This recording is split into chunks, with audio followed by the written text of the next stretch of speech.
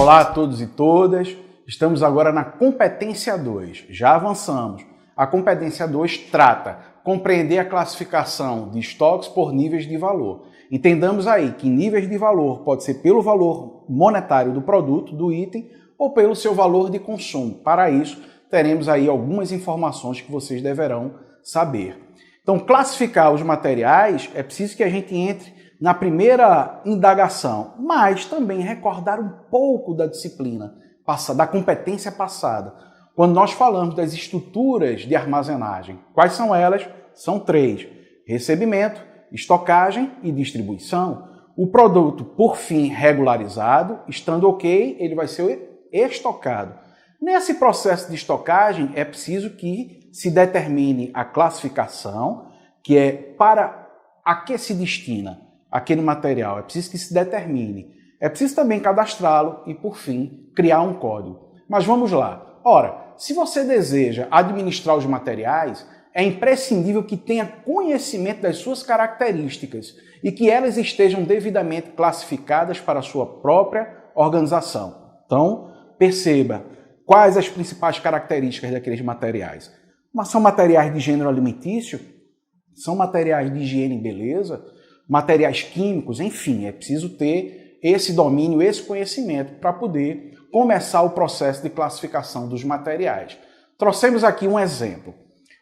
Para classificar os materiais, antes de mais nada, é preciso entender quais materiais deverão fazer parte do meu estoque e quais os materiais que não necessariamente precisam estar no estoque.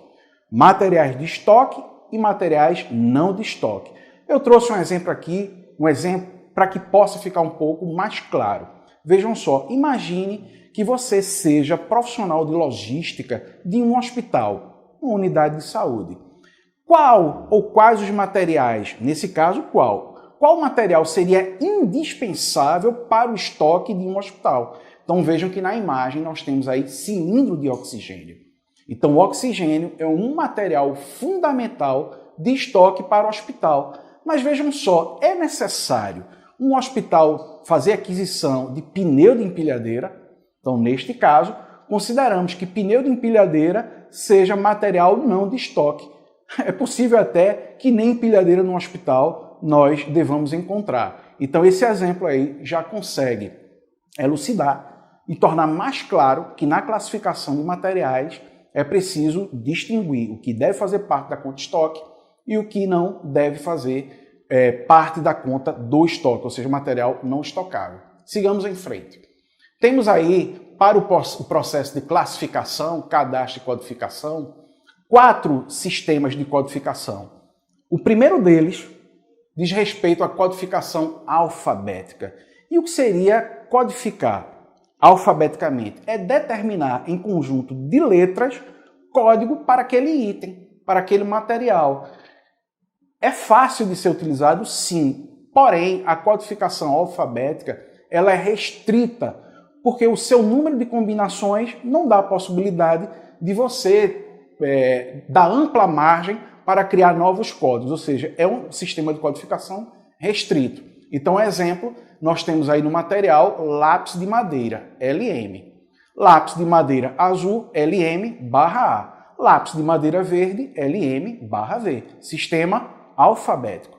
Na codificação numérica, qual seria a principal característica? Óbvio, a utilização de números. E o exemplo nos traz.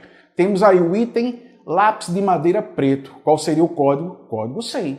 Qual seria o código para lápis de madeira azul? Código 101. Sistema de codificação numérico. Terceiro exemplo, codificação alfanumérico. Opa! Esse aí já nos dá margem e condições para um número maior de combinações.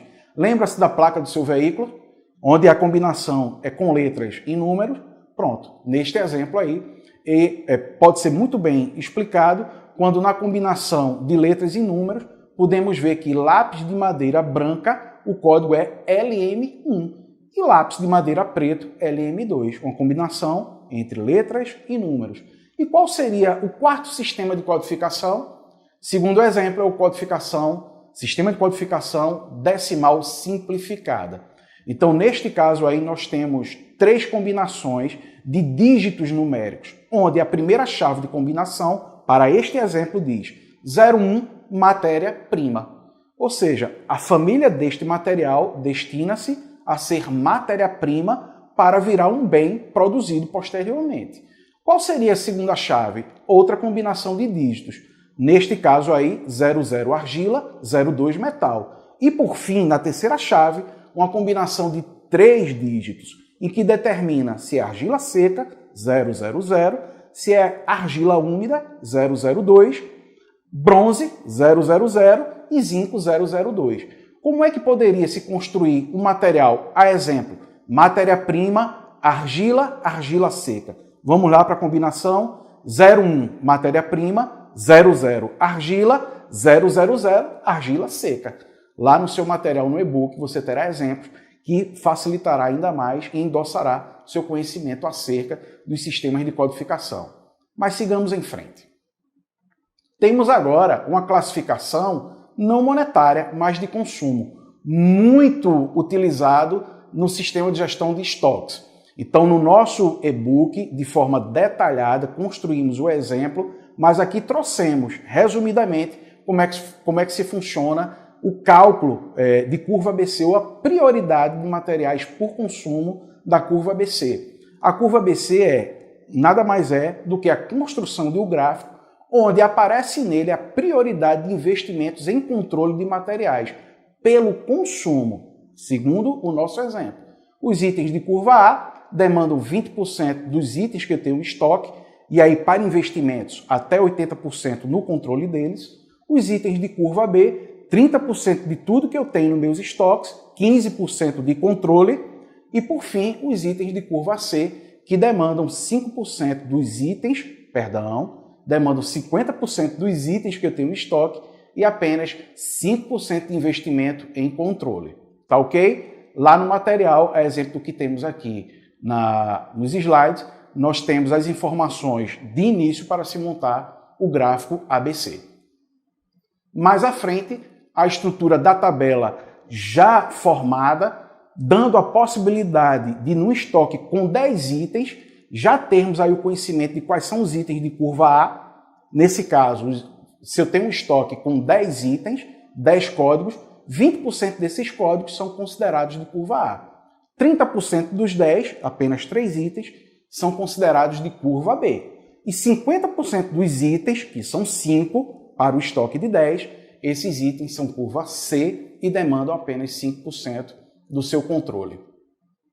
Para fechar, um quadro resumido do que seria o resultado da curva ABC, já destrinchado pelo investimento de controle. Então está lá na terceira coluna, onde diz que os itens de curva A demandam 85,57% do controle, os itens de curva B 10,66%, 63% de controle, e por fim os itens de curva C, com 3,80% de controle. E como é que ficaria o gráfico da curva ABC para este exemplo?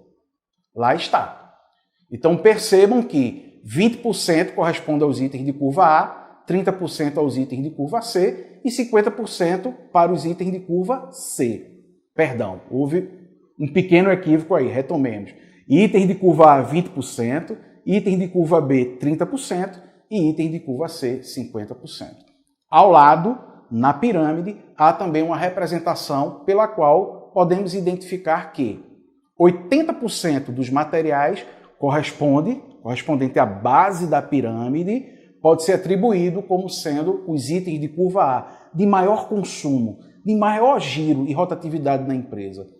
O centro da pirâmide, 15%. Esses itens aí consideramos como sendo os itens de curva B, controle intermediário, tá certo? Inventários aí mensalmente. Já para os itens de curva A, como corresponde aos itens de maior consumo, é possível que utilizemos aí nas empresas o inventário cíclico, rotativo, diário. E por fim, lá no topo da pirâmide tem os itens de curva C, que correspondem à menor quantidade de itens para investimento em controle, apenas 5%. Então a presença do gráfico e a ilustração dessa pirâmide dá uma margem ou uma certa referência de como poderá ser construída e analisado a curva ABC de materiais na nossa empresa. Vamos lá? Temos agora 3 métodos de avaliação, neste caso, não pelo consumo, mas avaliação monetária. Então, as 3 situações dizem respeito ao custo médio, que pelo seu conceito, ele trata de um método que consiste em calcular o custo médio de produtos. Então, eu pego o valor de um produto em um determinado período e pego o valor deste produto num outro período. Faço a soma, tiro a média e divido pela quantidade de itens que deverão ser produzidos. O valor por item eu deverei atribuir como sendo o valor de custo médio para a manutenção do controle do estoque nessa metodologia. Mas é importante dizer a vocês que essas 3 situações, os 3 métodos de controle pelo valor contábil do item, eles são referentes a um sistema contábil. Praticamente não faz parte do dia a dia das nossas operações de armazém. Tá ok? Então, lá no processo, no dia a dia, na armazenagem, na gestão dos estoques, é possível que a gente não entre nessa discussão de controle de estoque pelo valor monetário. Mas é importante que tenhamos conhecimento de que eles existem. O FIFO, ou First In, First Out, também conhecido como PEPS, primeiro que entra, primeiro que sai, é um controle mais rigoroso. Então, se fizermos aí uma analogia sobre gênero alimentício, o primeiro produto produzido deverá ser o primeiro produto a sair. Então, valorizamos um código chamado lote, ou tempo de validade de um produto. O produto mais antigo a ser produzido, ou que foi produzido pela empresa, deverá ser o primeiro a sair. E temos o terceiro método de controle, que é chamado WEPS, ou LIFO, Last In, First Out. Ou seja, o último produto que entrou, ou o último produto que foi produzido, deverá ser o primeiro a sair. Operacionalmente, como é que isso funcionaria? Um produto mais novo produzido deverá ser o primeiro a ser entregue a um cliente que exigiu a compra de um produto mais novo, diferente do modo PEPS, de controle de estoque. Mas é importante também frisar, nesse contexto aí, que o WEPS, ou LIFO, dos 3 métodos, é o menos utilizado. Inclusive, o fisco brasileiro não faz referência sobre a utilização dele. Ok? Eu espero que a gente tenha conseguido, nessa segunda competência, entender basicamente como é que funciona o método de controle dos estoques. Vamos para a próxima competência.